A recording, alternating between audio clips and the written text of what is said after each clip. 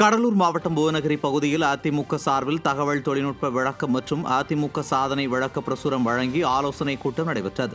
ஒன்றிய கழக செயலாளர்கள் CN சிவபிரகாசம், ஸ்ரீனிவாசன், நகர கழக செயலாளர் செல்வகுமார் ஆகியோர் தலைமையில் நடைபெற்ற நிகழ்ச்சியில் புவனகிரி அதிமுக சட்டமன்ற உறுப்பினர் அருண்மொழி தேவன், அண்ணா தொழிற்சங்க பேரவை செயலாளர் கமலக்கண்ணன், தகவல் தொழில்நுட்ப பிரிவு இணை செயலாளர் கிருபாகரன் ஆகியோர் சிறப்பு விருந்தினர்களாக பங்கேற்றனர். மேலும் கழகத்தின் வாட்ஸ்அப் சேனலில் இணைவது குறித்தும் இளைஞர் இளம்பெண்கள் பாசறையில் புதிதாக இணைந்த விளையாட்டு வீரர்களிடம் கையெழுத்தும் பெறப்பட்டது. இதில் மாவட்ட அம்மா பேரவை செயலாளர் உமா மகேஸ்வரன், மாவட்ட மாணவரணி தலைவர் வீரமூர்த்தி உள்ளிட்ட கழக நிர்வாகிகள் ஏராளமானோர் பங்கேற்று சிறப்பித்தனர்.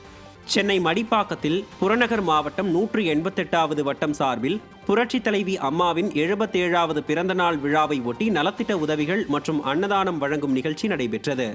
சென்னை புறநகர் வடக்கு மாவட்ட கழக செயலாளர் KP கந்தன் இந்த நிகழ்வில் சிறப்பு விருந்தினராக பங்கேற்று 1000 பேருக்கு ஹாட் பாக்ஸ் மற்றும் மதிய உணவை வழங்கினார்.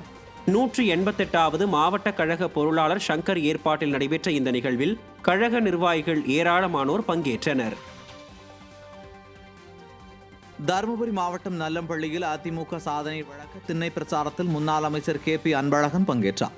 மாவட்ட அம்மா பேரவை செயலாளர் SR வெற்றிவேல் தலைமையில் நடைபெற்ற பிரச்சாரத்தில் முன்னாள் அமைச்சரும் மாவட்ட செயலாளருமான KP அன்பழகன், பாப்பிரெட்டிப்பட்டி சட்டமன்ற உறுப்பினர் கோவிந்தசாமி உள்ளிட்டோர் கலந்து கொண்டு அதிமுக ஆட்சியில் செய்த சாதனைகளை விளக்கியும் திமுக அரசின் அவலங்களை பிரசுரங்களாக பொதுமக்களுக்கு வழங்கியும் எடுத்துரைத்தனர்.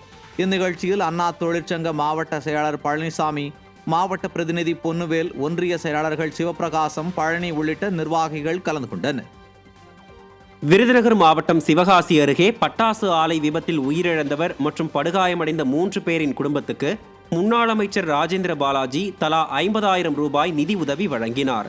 பட்டாசு ஆலை விபத்தில் அதிவீரன்பட்டியைச் சேர்ந்த வீரலட்சுமி உயிரிழந்ததுடன் கஸ்தூரி மற்றும் மகாலட்சுமி ஆகியோர் பலத்த தீக்காயமடைந்து சிகிச்சை பெற்று வருகின்றனர். முன்னாள் அமைச்சரும் விருதுநகர் மேற்கு மாவட்ட கழக செயலாளருமான KT ராஜேந்திர பாலாஜி இவர்களின் இல்லத்துக்கு நேரில் சென்று தலா 50,000 ரூபாய் நிதி உதவி வழங்கினார். இந்த நிகழ்வின் போது கழக நிர்வாகிகள் உடனிருந்தனர்.